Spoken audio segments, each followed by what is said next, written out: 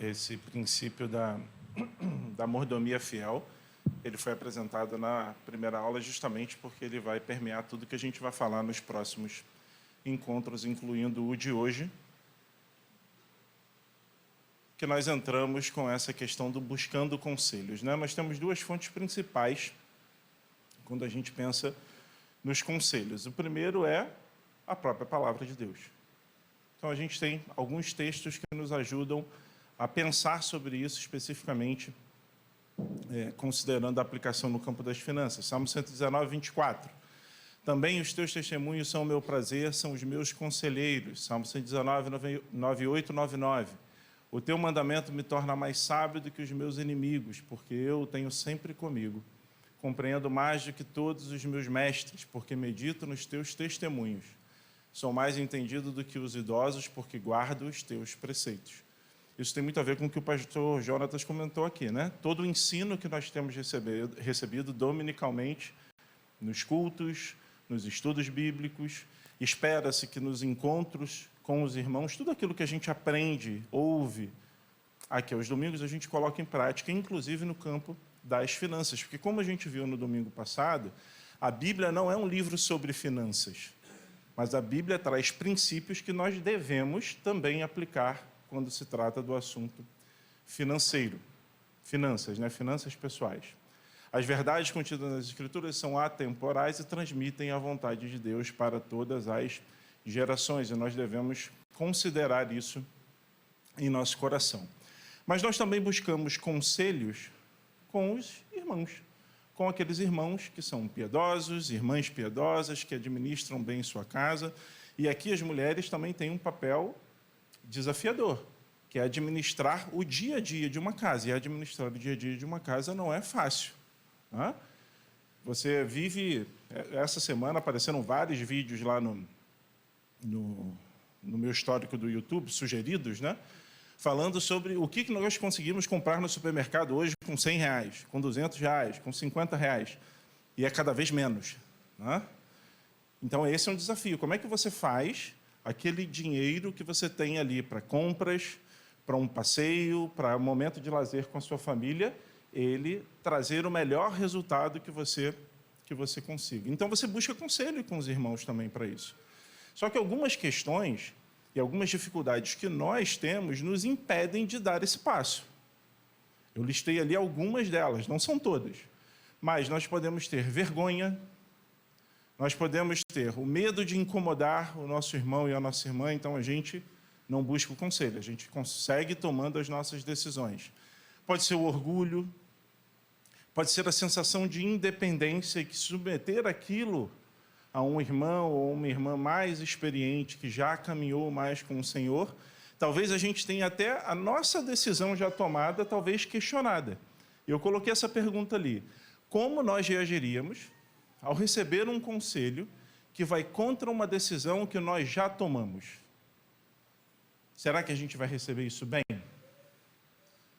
Será que vai ser tranquilo? Aí você fala assim, não, eu sou ótimo em lidar com isso. Eu peço sempre conselhos, e mesmo que o meu irmão diga algo totalmente diferente daquilo que eu imaginei, eu não tenho problema nenhum em voltar atrás e reconsiderar. Talvez a gente não esteja buscando conselhos para não ser confrontado com esse tipo de coisa. As Escrituras falam muito sobre isso. Eu trouxe 3 textos de Provérbios. Ouça os conselhos e receba a instrução para que você seja sábio a partir de agora. Provérbios 19, 20. Provérbios 12, 15. O caminho do insensato parece reto aos seus olhos, mas o sábio ouve os conselhos. Sem conselhos, os projetos fracassam, mas com muitos conselheiros há sucesso. O texto de Provérbios 15, 22. Eu anotei ali o caso do PS5, porque é um caso interessante. Há muito tempo atrás, um irmão que era dessa igreja, já não é mais daqui a algum tempo, eu acho que a gente estava, na época que a gente estava morando fora, ele falou assim, quando você voltar, traz um PlayStation 5 para mim.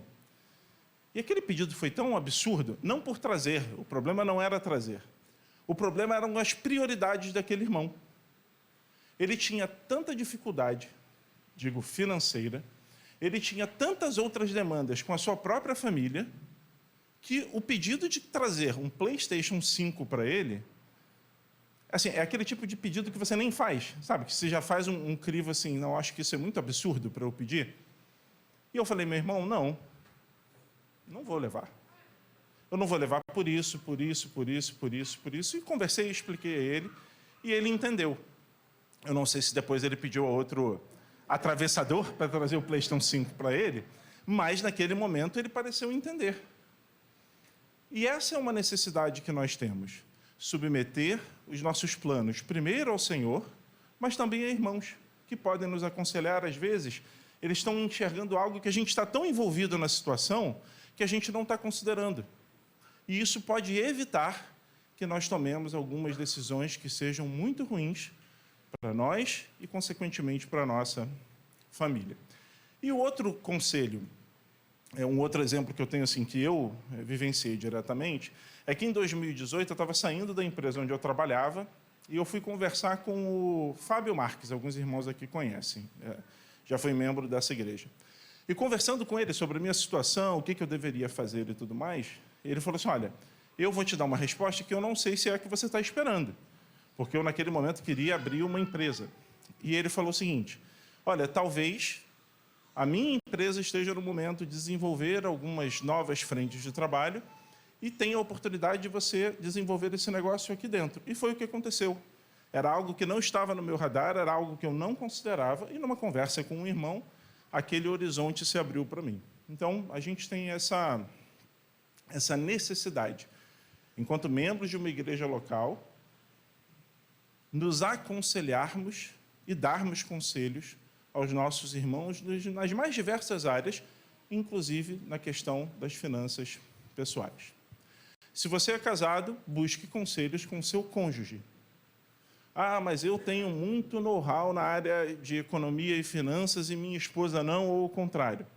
Às vezes, você vai ouvir coisas de alguém que não é um especialista na área financeira, mas que, de novo, vai te despertar, vai abrir os seus olhos para uma consideração que você não está fazendo. E a nossa esposa tem muito a acrescentar sobre isso, e eu posso dar muitos testemunhos em relação a isso. Porque nós somos diferentes. Em geral, o homem é muito mais objetivo, muito mais cartesiano ali para tomar as suas decisões. E as mulheres têm algumas percepções que, às vezes, passam despercebidas por nós. Então, ouçam, ou aqueles que são casados, né? Ouçam suas esposas. Esposas, ouçam seus maridos. E a gente tem princípios bíblicos em relação a isso. O texto de Efésios 5, 22, 26. Maridos, amem suas esposas. Uma forma de você amar é você ouvindo a sua esposa também, você considerando a sua esposa. Esposas, se sujeitem aos seus maridos. Então, como é que isso tem acontecido na prática, na dinâmica da nossa casa? Pensando especificamente nessa questão da situação das finanças pessoais. Será que isso tem sido uma realidade para nós? E o desafio é maior para os homens? Eu confesso e entendo isso. Será que a gente tem levado isso a cabo? Será que a gente tem colocado isso em prática e tem sido realmente abençoador para a nossa família? Lá em casa eu sou muito de fazer o que tem que ser feito. Tá?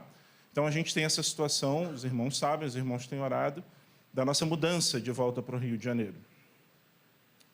E a Nívia é assim, mas eu não sei, tenho que ver, vamos pensar o que fazer, está considerando isso e aquilo. E eu já estou lá na frente. Eu já estou assim, dia tal a gente está mudando, que vai acontecer isso, que vai acontecer aquilo. E não pode ser nem tanto Dig, nem tanto a Nívia. Porque senão ou a gente vai muito rápido ou a gente não vai. Tá? Então, essa realidade precisa... a realidade dessa dinâmica precisa acontecer em nossas casas. Isso também é realidade para os filhos. Filhos, honrem seu pai e sua mãe. Será que nós temos ouvido? Aqueles que ainda não são casados, né? Aqueles que já têm filhos, será que essa tem sido também uma realidade em nossas casas? Uma forma de você honrar seu pai e sua mãe é se submetendo a eles, pedindo conselhos a eles, levando isso em oração ao Senhor, mesmo que seus pais não sejam crentes. A ordenança aqui, né, o mandamento aqui, não é para que você honre se eles forem crentes. Mas será que isso tem sido realmente uma realidade para a gente? A provocação aqui é a gente pensar nessas situações. A gente não pode desconsiderar os princípios da palavra de Deus, por se tratar de finanças, e finanças, então, é um assunto técnico que eu toco como eu achar melhor. A gente precisa, de uma vez por todas, tirar essa noção, se é que ela está firmada em nossas mentes. Eu espero que não. E a pergunta que a gente precisa responder a partir de hoje é: onde nós estamos? Em que momento da nossa vida nós estamos, para que a gente saiba onde a gente quer chegar? Você não chega a lugar nenhum se você não sabe primeiro onde você está. Você não vai chegar a lugar nenhum se você não fizer esse árduo desafio, e eu não estou maximizando isso, dizendo que ele é árduo, porque ele é de fato árduo. É chato você sentar para você escrever com o que você está gastando. Isso você não faz uma vez e acabou. Porque você gasta, basicamente, todo dia. Então, você tem que ter essa rotina. Para algumas pessoas é o caderninho, e vai anotando no caderninho e vai funcionar melhor assim. Para outras pessoas é um aplicativo no celular que você vai compartilha ali com a sua esposa e tal, e vocês vão ali adicionando os seus gastos. Mas, se nós não soubermos onde nós estamos, nós não temos como dar os passos seguintes, porque a gente não consegue responder uma pergunta básica. Hoje a gente gasta mais do que a gente recebe ou não? Se a resposta for sim, a gente tem que seguir por um caminho e estabelecer um plano. Se a resposta for não, talvez a gente já tenha pulado uma casinha e tenha que dar outros passos. Mas a gente primeiro precisa fazer esse dever de casa. O texto de Lucas 14, 28 e 32. Pois qual de vocês, pretendendo construir uma torre, não se assenta primeiro para calcular a despesa e verificar se tem os meios para concluir? Para não acontecer que, tendo lançado os alicerces e não podendo terminar a construção, todos os que a virem zombem dele, dizendo: este homem começou a construir e não pôde acabar. Ou qual é o rei que, indo para combater outro rei, não se assenta primeiro para calcular se com 10.000 homens poderá enfrentar o que vem contra ele com 20.000? Caso contrário, estando o outro ainda longe, envia-lhe uma embaixada pedindo condições de paz. São duas parábolas que temos aqui dentro de um contexto maior que fala sobre o custo do discipulado. Mas olhando só para esse recorte, nós temos ali a parábola do construtor da torre e do rei que vai à guerra. E os enfoques são um pouco diferentes, porque no primeiro, você corre o risco de superestimar o custo.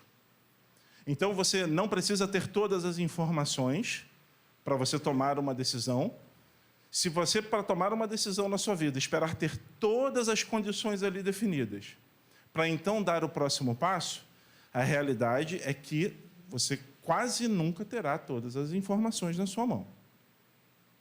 Mas nós precisamos perceber, sim, isso é importante, o custo que aquilo exigirá de nós. Então, você não começa a construir se você não sabe, se você não avaliou, se você vai ter condições de terminar. E qual é a consequência disso? Como o próprio texto diz, a zombaria pública. E a pergunta em relação ao princípio é: nós estamos dispostos a entregar cada área de nossa vida a Cristo, inclusive na aplicação direta em relação às finanças pessoais? E eu acho que isso tem tudo a ver com o que a Rosane falou no início, né? Será que nós estamos superestimando esse custo? Ou não, a gente tem colocado isso de fato diante do Senhor e considerado isso diante dele? E na segunda parábola, do rei que vai à guerra, o perigo é subestimar o custo. Por quê? Porque você vai pedir condições de paz, e para a gente pedir condições de paz hoje é um acordo de cessar-fogo, como que estão negociando lá em Israel. Só que, naquela época, você demandar condições de paz significava que você estava se rendendo incondicionalmente, porque você assumia que você não tinha condições de enfrentar aquele outro exército. E a pergunta que a gente se faz é: temos condições de pagar o preço de recusar o chamado de Jesus? que é submeter todas as coisas a Ele? Então, são dois focos sobre o mesmo desafio que nós temos e que eu trouxe essa provocação para vocês no último domingo. Será que nós temos submetido as nossas finanças pessoais, as decisões que nós tomamos ao Senhor? E a pergunta é: quem é, na minha vida, na vida de vocês, o maior rival de Cristo? Quem é aquele que se apresenta como um ídolo em potencial para que a gente nem esteja disposto a entregar todas as áreas de nossa vida a Cristo e nem esteja disposto a pagar o preço de não submeter todas as coisas a Cristo? Pode ser que a questão das riquezas, do dinheiro, seja esse maior rival. Quando a gente entende como está a nossa casa hoje, onde nós estamos nesse mapinha, nós então temos que responder a resposta dessa pergunta, né? Nós responderemos a essa pergunta onde nós estamos e nós então temos que ter um plano de ação. O que nós fazemos a seguir? E as Escrituras, elas têm um texto lá em Isaías 38:1, que é inclusive o texto que deu origem ao material inicial que nós utilizamos para essa aula, que é o texto de Isaías 38:1, falando ao rei Ezequias. Por esse tempo, Ezequias adoeceu de uma enfermidade mortal. O profeta Isaías, filho de Amós, foi visitá-lo e lhe disse: assim diz o Senhor, ponha em ordem a sua casa, porque você morrerá, você não vai escapar. E a pergunta que eu coloquei ali embaixo é a seguinte: será que não seria bom a gente receber esse aviso prévio? Já pensaram sobre isso? Porque a gente está vivendo aqui a nossa vida. A gente sabe que a gente não sabe o dia de amanhã e que a gente submete todas as coisas ao Senhor. Se o Senhor permitir, faremos isso ou aquilo. Mas o rei Ezequias, ele recebeu uma ordenança, um imperativo: ponha em ordem a sua casa, porque você morrerá. Se nós recebêssemos uma notícia semelhante hoje, ela teria o aspecto positivo de dizer o seguinte: bem, agora de fato eu preciso parar e organizar, porque pode ficar bem difícil para quem depende de mim, talvez. E aí a pergunta que nós devemos fazer em relação a isso é: como nós colocamos a nossa casa em ordem? Se isso fosse dito a nós, a cada um que está aqui presente, o que isso significaria? Primeiro, colocar a casa em ordem reforça a necessidade, ou melhor, a importância de ser um mordomo fiel ao Senhor. Reforça aquele princípio que nós colocamos lá na primeira aula, do que o que nós administramos não é nosso, mas nós prestamos contas e administramos em nome de alguém. A necessidade, qual é a necessidade? É aquilo que vivemos aqui, de cuidar dos nossos, daqueles que dependem de nós. A pergunta é simples: se eu falecer hoje, se eu morrer hoje, como fica a Nívia? Como ficam os meus filhos? Como é que eles vão ter condições de viver? As dívidas que nós temos, eles terão condições de pagar? As dívidas que nós temos estão minimamente organizadas para ela saber qual é o passo que ela tem que dar a seguir? Eu me preocupo com... Nós devemos nos preocupar com os nossos que estão aqui. A necessidade é socorrer os irmãos. Nós somos chamados a isso também, a utilizar os nossos recursos para socorrer os irmãos da fé que têm necessidade. E isso é uma realidade para a gente. Muitos irmãos e irmãs aqui já participaram do socorro a outros irmãos. E só fizeram isso não porque eram milionários, não porque eram bilionários, mas fizeram isso porque tinham recursos, ainda que poucos, mas suficientes para compartilhar no socorro ao irmão. Então a gente tem que se preocupar com isso também. e administrar o que nos foi confiado. E como vimos também na aula passada, isso não significa administrar, então, a partir de R$1 milhão, e aí sim, a partir do momento que eu tiver R$1 milhão, aí eu penso nisso tudo. Aí eu vou pensar em investir em tesouro direto, como já falamos aqui hoje, em socorrer o irmão, mas até eu chegar em R$1 milhão, eu não posso fazer nada. Isso não é verdade, meus irmãos. E qual é o resultado? O resultado não é a nossa tranquilidade, embora isso possa ser uma consequência no sentido de administrar, quando administramos bem os nossos recursos, a gente vai ficar mais tranquilo na administração, em como nós vamos despender aquilo que o Senhor tem nos confiado, mas é o Senhor ser exaltado. Porque, afinal, esse deveria ser o nosso objetivo em tudo que nós fazemos, inclusive na administração dos nossos recursos. A gente começa a tomar decisões mais acertadas e que vão trazer um resultado aos poucos, no longo prazo, que vão permitir que a gente faça muitas coisas que a gente não consegue, talvez fazer hoje. Eu gostaria tanto de investir no trabalho missionário, além da contribuição da oferta regular na igreja, mas eu gostaria tanto de contribuir diretamente para o trabalho missionário dos nossos irmãos no Sudeste Asiático, mas eu não consigo fazer hoje. Coloque em oração diante do Senhor e Ele acrescentando, talvez você possa fazê-lo.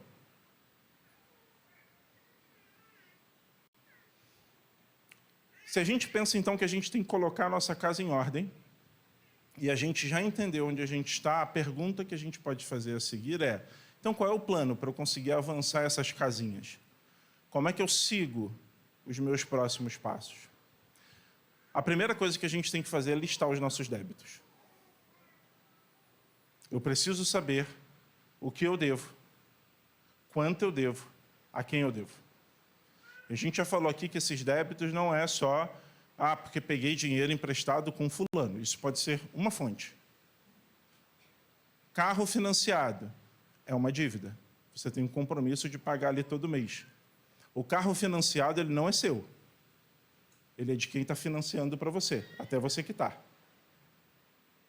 A sua casa financiada, ela não é sua. Ela será um dia. Mas ela só será sua depois que você quitar o último pagamento que você tem a fazer para o banco ou para quem estiver financiando para você. As Escrituras trazem claramente a ideia de que se nós temos alguma dívida, nós devemos honrá-la. Se nós temos alguma dívida, nós temos que honrá-la. Esse é um compromisso que o cristão tem. Não fiquem devendo nada a ninguém, Paulo vai falar aos Romanos. Paguem a todos o que lhes é devido. Então, nós precisamos listar os nossos débitos. De novo, eu não posso fazer um plano de quitar um débito se eu não sei quanto eu estou devendo. Se eu devo 1.000 e consigo economizar 100 todo mês, considerando que eu não vou ter juros aí embutidos, em 10 meses eu vou conseguir pagar os R$1.000 se eu pagar R$100 todo mês. Mas se eu devo 10.000 e eu só consigo juntar 100 todo mês, eu vou levar mais tempo para quitar o meu débito. Mas eu tenho um plano para fazer isso. Porque se eu não tenho plano, quando sobra 100, eu vou fazer qualquer outra coisa, menos pagar parte da dívida que eu tenho. Tá? Então, eu espero que esteja claro para todos vocês o compromisso que a gente tem que ter em relação às nossas dívidas. E é importante que isso esteja anotado. De novo, pode ser uma planilha, pode ser um papel, um caderninho. Eu espero que a gente não tenha aqui a necessidade de preencher livros e livros com a nossa lista. Eu acho que uma folhinha basta. Mas nós precisamos ter isso na nossa frente, até para a gente ver os passos concretos que a gente tem dado. Olha, mês passado eu devia 1.000. Eu paguei 100 esse mês. Eu reduzi a minha dívida, eu devo 900. Mês que vem, 800. No mês seguinte sobra mais. E a minha dívida passou para 600. E essa é menos uma preocupação que você passa a ter no seu orçamento mensal. Saiba o que você tem, suas receitas e despesas. Não tem como a gente fazer um plano se a gente não tem noção do que a gente tem, do que a gente recebe e do que a gente gasta. Texto de Esdras 1, 7 a 11. Também o rei Ciro entregou os utensílios da casa do Senhor, os quais Nabucodonosor tinha trazido de Jerusalém e colocado na casa de seus deuses. Ciro, rei da Pérsia, tirou esses utensílios sob a direção do tesoureiro Mitredate, que os entregou contados a Sesbazar, príncipe de Judá. Eis o número deles: 30 bacias de ouro, 1000 bacias de prata, 29 facas, 30 taças de ouro, 410 taças de prata de menor qualidade e 1000 outros objetos. Todos os utensílios de ouro e de prata foram 5.400. Sesbazar levou todos esses consigo quando os exilados voltaram da Babilônia para Jerusalém. O que eles fizeram aqui? Um balanço. Eles precisavam saber o que eles tinham. O culto no templo seria retomado. Como?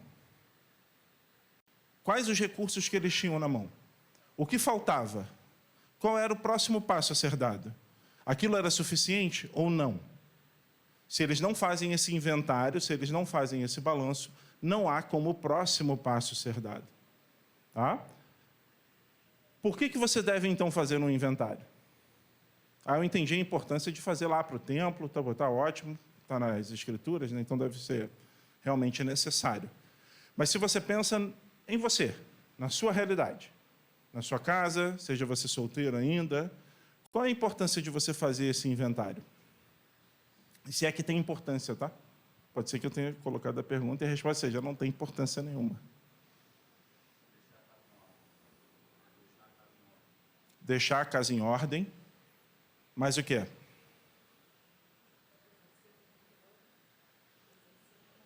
Exercer o controle sobre o que você tem ou deixa de ter ou precisará adquirir. Quem falou? Quando você morrer, o que você tem? Silvio Santos morreu. Todo mundo sabe, né? Nenhuma novidade aqui, nenhum spoiler. Descobriram, quer dizer, assim, não foi descobriram, mas foi divulgado essa semana, se eu não me engano, segunda-feira, que ele tinha uma conta nas Ilhas Caimã de 428 milhões de reais. Deve ser uma surpresa agradável, não? Se é que alguma das filhas não sabia, deve ser uma surpresa agradável. São muitas filhas, mas o bolo é grande. Tá?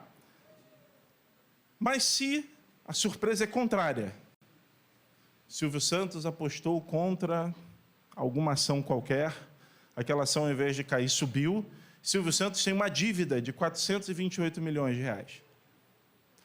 Todos aqueles planos que os seus familiares talvez já estivessem colocando em curso para usar o dinheiro que eles tinham, eles agora teriam que se preocupar com uma dívida do seu pai que talvez afetasse o patrimônio da família. Depende de uma série de questões aí, mas eu só estou colocando aqui essa questão da preocupação. O que eu tenho?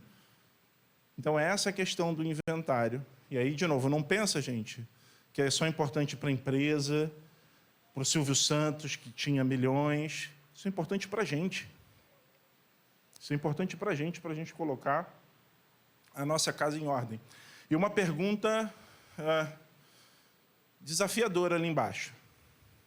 Sua esposa ou seu marido saberiam onde encontrar informações sobre o que vocês possuem se algo acontecesse a você? Sua esposa tem a senha da sua conta bancária? Ou seu marido? Tudo que eu falei esposa aqui é esposa / marido, tá? Só para facilitar, eu vou citar um dos dois.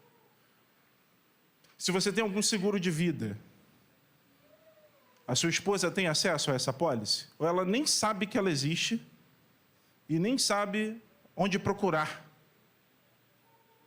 Aí a gente fala assim, pô, mas é meio mórbido, né, esse papo hoje, se morrer, toda hora se morrer. Gente, é uma realidade.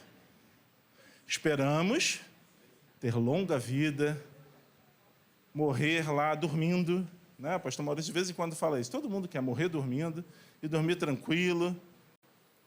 Isso pode não acontecer. Isso pode acontecer amanhã. Por isso a urgência de colocarmos a nossa casa em ordem. Isso é um conselho prático que nós precisamos aplicar. E aí você pode falar assim, mas senha, né? Hacker e tal, hoje descobre um monte de coisa. Meus irmãos, há formas de você conseguir compartilhar e organizar essas informações. Sua casa hoje é financiada. Você, marido, sabe onde está o contrato de financiamento da casa? Se é debitado todo mês na sua conta, sua esposa sabe quanto é debitado na sua conta todo mês? Ou ela acha que são R$50 todo mês e ela vai ter assim, a surpresa, não tão agradável, de entender que são R$5.000 todo mês. 500 é uma coisa. 10 vezes isso exigirá um esforço muito maior para você assumir aquele compromisso depois. Então, a gente não quer ter surpresas nesse momento. Tá? Será que você tem algum tipo de seguro que o seu esposo não saiba, porque você tem pela empresa, por exemplo? Algum tipo de previdência privada que talvez tenha pela empresa e o cônjuge não saiba? Essa é a importância de fazer esse inventário. A gente pode ter, inclusive, surpresa. Olha, eu não estava considerando isso, eu não estava pensando nisso. E esse é um aspecto que a gente tem acesso e que a gente vai poder contar como um recurso ou como uma despesa lá na frente. Você pode ser responsável pelas dívidas contraídas pelo seu marido ou pela sua esposa. Tá? Eu não vou entrar aqui nos detalhes, mas dependendo do seu regime de comunhão de bens com que você se casou, e dependendo se aquela dívida foi assumida em benefício da sua família, você morreu, mas a dívida não morre com você. A dívida passa para os seus. Isso é só para ilustrar a importância que tem a gente fazer um inventário da nossa vida, da nossa realidade financeira. Terceiro, esse é o mais básico de todos, mas tem terceiro. Por quê? Porque listar os nossos débitos e fazer um inventário são mais urgentes. Mas o terceiro diz que você precisa ganhar mais do que você gasta. Com todas as dificuldades que a gente possa ter, Dona Undina compartilhou sobre isso quando falou no início aqui da aula, mas esse é um princípio básico. Porque se no longo prazo você gasta mais do que você ganha, a sua dívida cresce. Não é sustentável, talvez eu esteja falando o óbvio aqui, que você gaste mais do que ganhe durante muito tempo. Situações e momentos especiais na nossa vida, todos eventualmente vão passar. Eventualmente, um mês em que os seus gastos sejam maiores do que a sua receita, eventualmente vai acontecer. A questão é quando deixa de ser o eventual e passa a ser a regra. Nós temos duas formas de aumentar o valor que deve sobrar no final do mês. A gente só tem receita e despesa. Como é que a gente faz sobrar mais no final do mês? Gasta menos ou ganha mais. Não tem segredo, gente. Não estou dizendo que é fácil, mas não tem segredo. Ou você ganha mais, ou você gasta menos. E você tem como de imediato aumentar a sua receita? Em geral, não, né? Você trabalha como... Você tem um salário, você tem ali fora quem trabalha com comissão, fora quem recebe participação nos lucros da empresa. O normal é que você não tenha como rapidamente aumentar a sua receita. O que você faz, então? Você precisa atacar as suas despesas.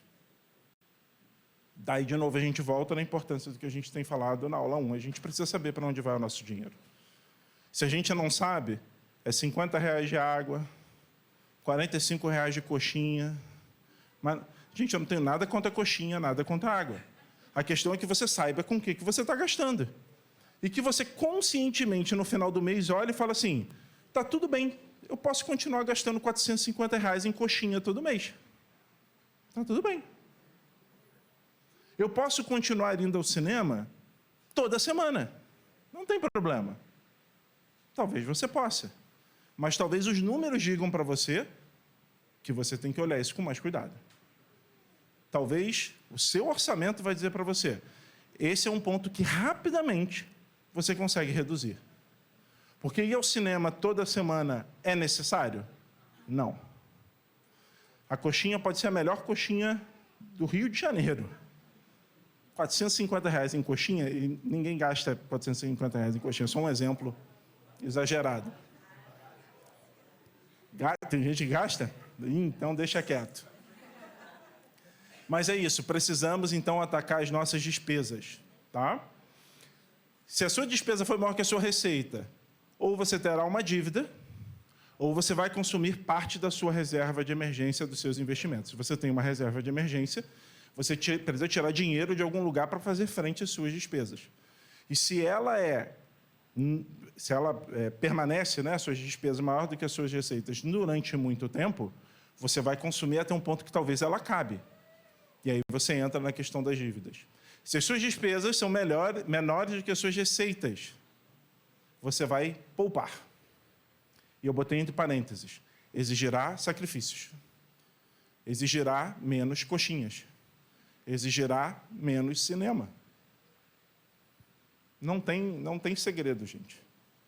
É hábito, é disciplina. E você vai ter a possibilidade, então, poupando, formando ali a sua reserva de emergência, você partir para o passo seguinte, que é onde a gente quer chegar no final das contas. Olha, fiz a minha reserva de emergência e estou conseguindo poupar todo mês, já paguei todas as minhas dívidas. Ou, pelo menos, elas estão equalizadas aqui. O dinheiro que eu estou investindo, os juros que eu recebo ali, eu consigo pagar minha dívida e ainda sobra alguma coisa. Então, não necessariamente a dívida é algo ruim, mas ela precisa estar controlada, ela precisa estar ali no seu radar, você entendendo que você tem um plano para amortizar, ou seja, você ir reduzindo a sua dívida todo mês e você vai investir. E aí a gente vai falar sobre isso na próxima aula, talvez, sobre as opções que nós temos. Nós falamos aqui hoje de manhã, num exemplo de investimento, de Tesouro Direto. Alguém aqui já ouviu falar de Tesouro Direto alguma vez? Tá bom. Você tem títulos do Tesouro hoje pagando 15% ao ano. Sim, eu não sei se é muito ou pouco, eu gostaria de 100%. Também, todo mundo gostaria de 100%. Mas 15% ao ano significa basicamente o seguinte: o governo está pagando uma taxa de juros de 15% ao ano para tentar atrair pessoas que comprem o título de Tesouro para financiar o próprio governo. 15% ao ano é uma boa taxa de juros. E o investimento no Tesouro Direto, ele não exige um capital aportado inicial muito grande, mas o dinheiro tem que ficar lá até o vencimento do título. Porque se você vender antes, como esse preço varia todos os dias, você pode estar no momento que está pagando menos, ou pode ser no momento que esteja pagando mais. Então, 15% para carregar até o vencimento. Isso não é importante agora, o importante nós temos alternativas. Mas para pensar em Tesouro Direto, em Bitcoin, em qualquer outra coisa, você precisa de quê? Dinheiro. Se não sobra, não tem investimento. Se não sobra, você não pode aplicar aquilo para cuidar dos seus, para a glória do Senhor e para socorrer os irmãos. Quarto, você precisa documentar todas as suas informações financeiras. A gente já falou sobre isso antes. Esse é um exercício para vocês. Tá tudo ótimo. Lá em casa, a gente só tem uma conta, a gente mora de aluguel. Tudo bem. A sua esposa sabe onde está o contrato de aluguel? O seu marido sabe onde está o contrato de aluguel? Pode ser físico. Tem uma pastinha que a gente coloca tudo lá em casa. Beleza. Pode ser uma pasta no computador que tem lá documentos. Mas elas estão onde todo mundo sabe. Pelo menos assim, a família, né? Vocês precisam saber onde está. Vocês precisam voltar naquilo de vez em quando. O contrato de aluguel de vocês tem um reajuste lá, em geral, todo ano.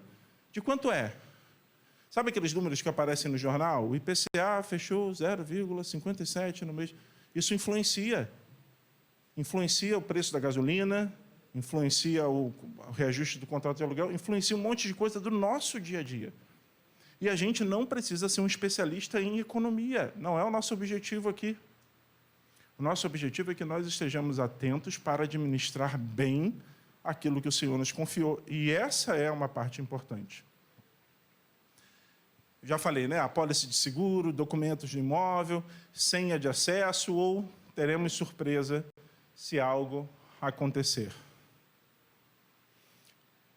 Orçamento doméstico, né? E a gente chega no que é o tema principal de hoje. Eu vou disponibilizar para vocês, com material junto durante a semana, uma planilha sugerida. Ela não é a melhor planilha do mundo, ela não é a única planilha do mundo, ela não é a planilha definitiva, porque vocês vão ter que adaptar à realidade de vocês, cada um aqui vai ter que fazer isso, mas ela é um pontapé de partida para aqueles que não têm, que não sabem como fazer. Nessa planilha, você vai poder atualizar todo dia, se você tiver essa disciplina de acessar a planilha e atualizar todo dia, que vai ter um dia lá para cada mês, de acordo com a categoria dos seus gastos. Ou você pode anotar num caderninho, mandar para você mesmo ali no WhatsApp, o gasto que você fez, tirar foto da notinha. Cada um faz de uma forma diferente. Mas o importante é que você mantenha essa planilha atualizada. Em geral, uma vez por semana funciona bem para atualizar a planilha, se você sabe os gastos que você tem que jogar na planilha. Se você chega na sexta-feira para atualizar a planilha, e aí você fala assim, por que eu gastei mesmo segunda? A resposta na sua cabeça imediatamente é, não foi nada, não. Não gastei com nada. Se você não gasta nada em dinheiro, você faz tudo no Pix ou no cartão, isso facilita. Porque você vai ver essa informação onde? No extrato. Você vai lá no extrato e vê. O problema é que às vezes vai aparecer assim, RJ 4526. O que foi isso? Pelo valor pode ter sido qualquer coisa. Eu costumo anotar no WhatsApp, R$18, sei lá, troquei o óleo do carro. Post-it, o óleo do carro vai dar muito mais do que isso. Post-it, comprei um post-it. Que aí lá, quando aparecer no cartão R$18, eu vou saber, ah, beleza. E por que isso é importante? Porque a despesa de post-it vai para um lugar. A despesa com combustível do carro vai para outro. A despesa com a coxinha vai para outro. E só no final, quando eu olho esse cenário, eu vou saber o seguinte, caramba, é muito de post-it. É muito de marca-texto. É muito de livro. É muito de coxinha ou muito de seja lá o que a gente esteja pensando. Mas só se eu tiver esse acompanhamento. E o mais importante, vocês precisam... Diego, quais as despesas que eu preciso anotar? Todas. Puxa, mas até a bala Sete Belo, que eu comprei ali no sinal, que era R$2,50. Sim. Se você vai conseguir fazer isso ou não, o quão fiel vai ser o seu orçamento, ali, a sua avaliação das suas despesas, depende de você. Não depende de mim. Depende da disciplina. E é hábito. Não é simples, não é intuitivo. Pelo contrário, intuitivo é você tirar o cartão do bolso, e não precisa nem senha mais hoje em dia, é cada vez mais fácil, né? Você clica lá, tem aproximação? Tem. Pum, aproximou, vai embora. Aproximou, vai embora. Se você não souber para onde ele está indo embora, vai ficar difícil a gente olhar esse cenário no final. Nós precisamos de consistência, como eu coloquei ali. Não adianta eu falar assim, não, agora esse mês eu estou anotando tudo. Anoto tudo um mês. No mês seguinte eu já não faço mais aquilo. As nossas despesas, elas variam de mês para mês. Mesmo aquelas despesas que são fixas, água, luz, elas variam. Ah, posso gastar 100 no mês, posso gastar 150 no outro, 300 no outro. Conta de luz que o diga, né? No inverno é uma coisa, no verão é outra diferente. Se você tem esses valores ao longo de 12 meses, o que você consegue ter é uma média. Mas a gente não pode achar que é aquele valor para sempre. Tem reajuste, tem um monte de coisa. Então, é preciso consistência, é preciso disciplina. E a partir do momento que isso entra no nosso sangue ali para fazer, ela se torna menos pesada. Até porque a gente vai vendo o resultado daquilo que a gente está fazendo. Como é que a gente está aplicando o levantamento daqueles gastos para o nosso bem, né? Administrando bem aquilo que o Senhor nos confiou. Finanças pessoais é sobre fazer escolhas sábias. E isso envolve basicamente dois aspectos. Priorizar os nossos gastos. O nosso dinheiro não é infinito. Se eu tenho R$100, eu posso gastar para ir ao cinema, eu posso gastar para comer coxinha, eu posso ofertar na minha igreja, mas uma vez que aqueles R$100 forem embora, eu não tenho mais aqueles R$100 para gastar de novo. Então, eu preciso priorizar os meus gastos. eu vou guardar isso aqui, R$50 todo mês, porque eu gostaria de fazer uma viagem daqui a 2 anos com a minha família. R$100 todo mês, R$500 todo mês, R$80 todo mês. Eu quero comprar o livro tal. Ele custa tanto. Então, 2 meses eu vou deixar de ir ao cinema uma vez para comprar o livro. Eu preciso fazer escolhas. E, para isso, eu preciso priorizar os meus gastos. E eu preciso atrasar recompensas. E a gente é ruim nisso. Porque a gente quer a recompensa hoje ou amanhã. Nem hoje. Alguém falou agora. Olha só. Isso é interessante. Vocês lembram, quer dizer, poucos aqui talvez, né? Da internet de escada? Conectando lá, né? Naquela época, um site demorava um tempo X para abrir. Hoje em dia, experimenta você clicar num site e ele demorar mais do que um piscar de olhos para abrir. Você já vai lá e dá um refresh. Fecha a página, abre de novo. Porque você quer agora. Tem um teste. Teste do marshmallow. Alguém já ouviu falar? Poucos? Legal. O teste do marshmallow é o seguinte. Um pesquisador em Stanford, anos 70, ele colocou um conjunto de crianças numa sala e disse o seguinte: está aqui um marshmallow. Você pode comer agora. Mas se você esperar 15 minutos, eu volto e te dou 2. Então era simples. Ele sentadinho aqui, o marshmallow ficava na frente da criança, tá? Não era só a promessa, não. Tinha ali a recompensa imediata. Você pode comer agora, ou espera 15 minutos, eu vou sair da sala, quando eu voltar eu te dou 2. As crianças, muitas delas, saiu da sala, já comia o marshmallow, batia na porta para ir embora. Muitas esperavam, e muitas se debatiam, literalmente, para lutar contra a vontade da recompensa imediata. Porque nós somos assim. Então, se eu tenho R$50 ali para fazer alguma coisa que eu quero agora, e a nossa lista de desejos ela é interminável. Se você vai lá na lista de desejos, ela nunca está vazia. Então, eu vou lá e tiro e compro, e vou usar aquele dinheiro. E algumas dessas crianças ficaram até o final. Foi até um número significativo que conseguiu se segurar e ganhava lá os 2 marshmallows ou os cookies no final.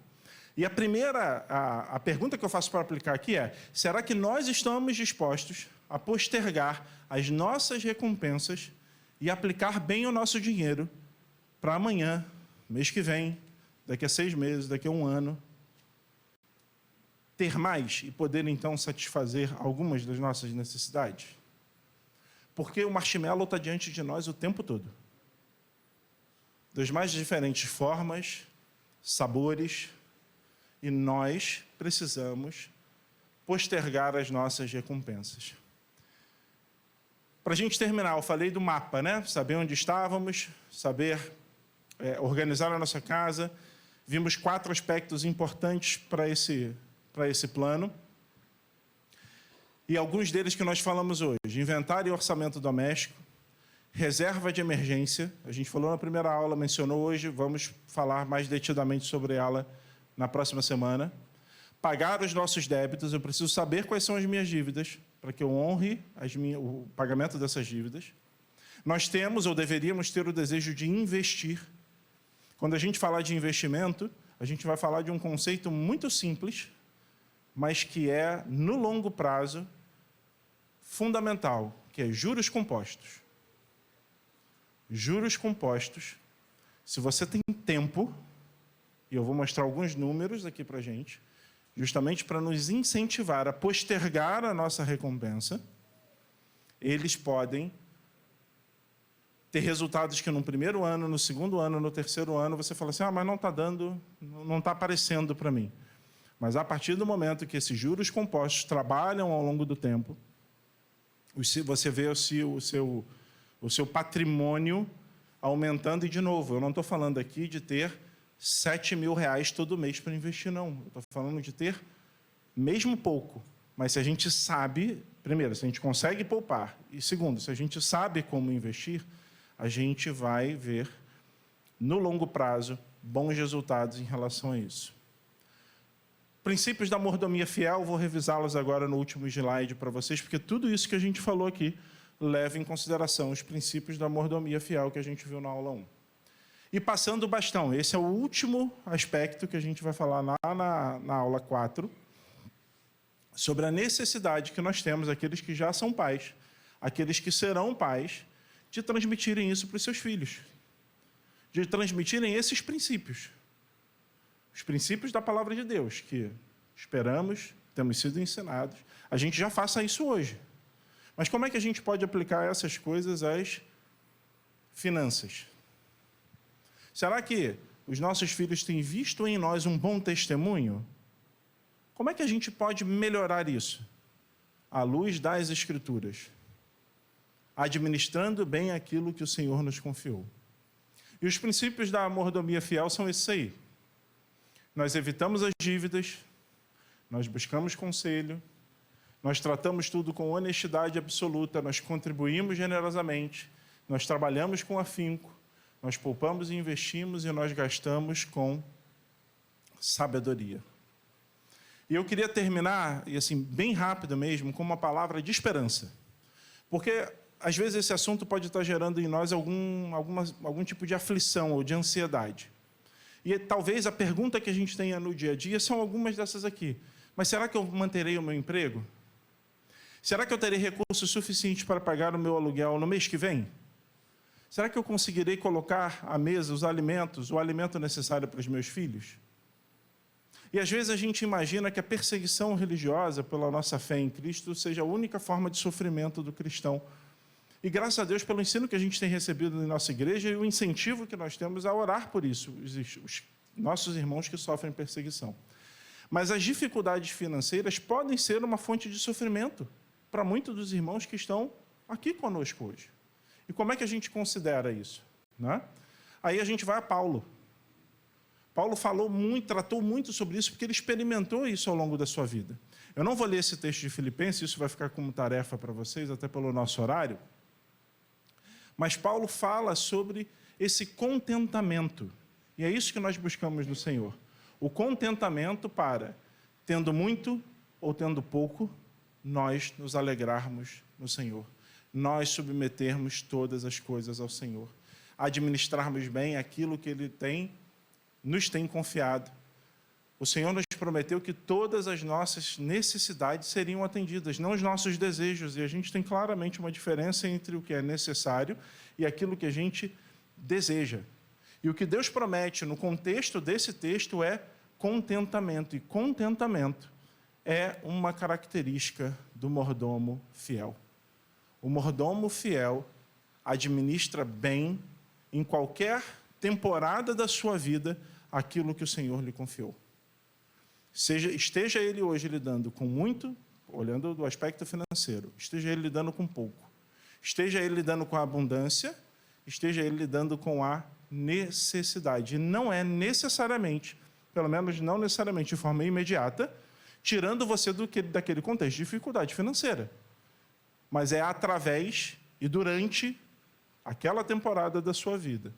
O Senhor está cuidando de você, para que você seja um mordomo fiel. E enquanto o mundo ao nosso redor fala que você tem que olhar para você achar a solução, para você, então, ser disruptivo na sua vida e qualquer outra baboseira dessas que a gente ouve por aí, o que as Escrituras apontam é que nós devemos olhar para Cristo. Ele é a nossa fonte de contentamento. Isso não diminui a nossa responsabilidade. Nós temos uma responsabilidade em administrar bem aquilo que o Senhor nos confiou.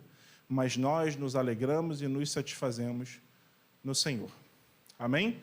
Todo esse material vai ser compartilhado com vocês. A gente vai começar a próxima aula por esse mesmo texto, por esse mesmo material aqui, essa palavra de esperança, e a gente vai dar sequência em relação a receitas, despesas, investimentos e tudo mais. Eu compartilho com vocês essa semana o material e a planilha de sugestão para o orçamento doméstico. São 10h03, eu peço perdão pelo atraso. Eu vou orar e vou incentivar vocês. O canal para encaminhar as perguntas é o WhatsApp da Secretaria da Igreja. Sim? Ou o seu. Tá? Então, eu vou pedir a vocês que qualquer dúvida ou perguntas que vocês já tenham, encaminhem no WhatsApp da Secretaria da Igreja ou para o pastor Jonatas. Eles vão concentrar essas perguntas para a aula que a gente vai ter no dia 5, para a aula 5, que, se eu não me engano, dia 12 de fevereiro ou algo assim, é segundo domingo de fevereiro, para que você não esqueça aquilo que vai ser, já foi abordado, para a gente trabalhar essas perguntas e respostas lá nesse encontro, tá bom? Vamos orar, meus irmãos. Senhor, obrigado por esse tempo, pelos irmãos que estiveram aqui, pela oportunidade que o Senhor nos dá de ouvir e de praticar dentro do nosso contexto de igreja local, dentro do nosso contexto de família, as verdades da Tua Palavra, Senhor. Nós nos alegramos com isso, pedimos pelo culto que teremos agora pela manhã, que o Senhor traga os nossos irmãos em paz, e que juntos possamos louvar, glorificar, bendizer e adorar o Teu santo nome, Pai. Em nome de Jesus. Amém.